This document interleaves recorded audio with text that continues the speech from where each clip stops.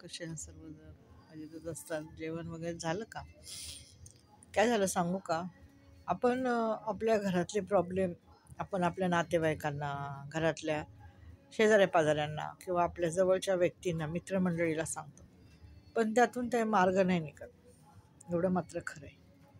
अजिबात मार्ग निघत नाही ह्याचा मला खूप अनुभव आहे. आणि माझ्या आयुष्यात मी ह्या गोष्टी म्हणजे मला माहिती आहे की ह्यामधून काहीच मार्ग निघणार नाही किंवा ह्या गोष्टीमधून काहीच होणार नाही. त्यामुळे मी आता लोकांना सांगणं, नातेवाईकांना सांगणं बंद केलेलं आहे. कारण का शेवटी ते काय म्हणतात, बाबा तुमच्या घरचा प्रॉब्लेम आहे, तुम्ही बघा, तुम्ही समजून घ्या एकमेकाला, असं बोलतात ते. तर मी आता देवाला सांगते की देवा, तू पहा, तू बघ की माझा प्रॉब्लेम काय आहे, मला कशाचा त्रास आहे, मला कोण त्रास देत आहे, कशासाठी देत आहे, माझ्या घरात काय प्रॉब्लेम आहे, आणि तूच निवारण करणार आहे. तुझ्याशिवाय कोणी करणार नाही, एवढं मात्र खरं आहे. त्यामुळं तुम्ही आपले प्रॉब्लेम देवाला सांगा. देवाशी आपण बोललं पाहिजे की देवा बघ, असं आहे, ह्यातून तू मार्ग काढ. एक व्यक्ती आहे, त्याच्यासाठी माझी सतत प्रार्थना चालू आहे. खूप प्रार्थना करते मी, बरं का. तुम्हाला वाटत असेल की ह्या मावशी उगाच खोटं बोलतात, पण 4 वर्षापासून त्या व्यक्तीला खूप त्रास दिला जातो आहे आणि त्या व्यक्तीला हाकनाक छेडलं जातं आहे.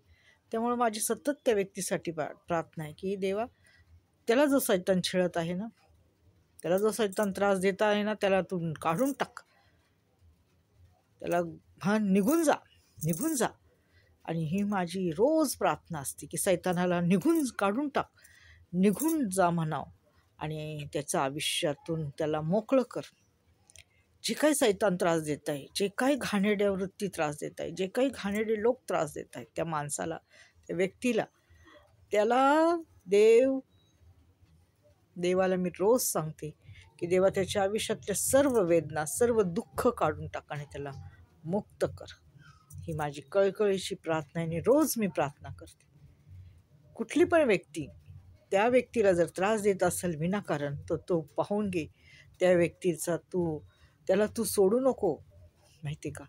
तो विनाकारण जर त्रास देत असेल ना, तर तू पण त्याला बघून घे आणि त्याचा कायमचा बंदोबस्त तूच करणार आहेस, बाकी कोणी करणार नाही. एवढं मात्र मी माझ्या प्रभूला रोज बोलते आणि रोज माझी हीच प्रार्थना असते की देवा पहा, सैतान कसं छळत आहे, कसं त्रास देत आहे, कशा वाईट कृती करत आहे.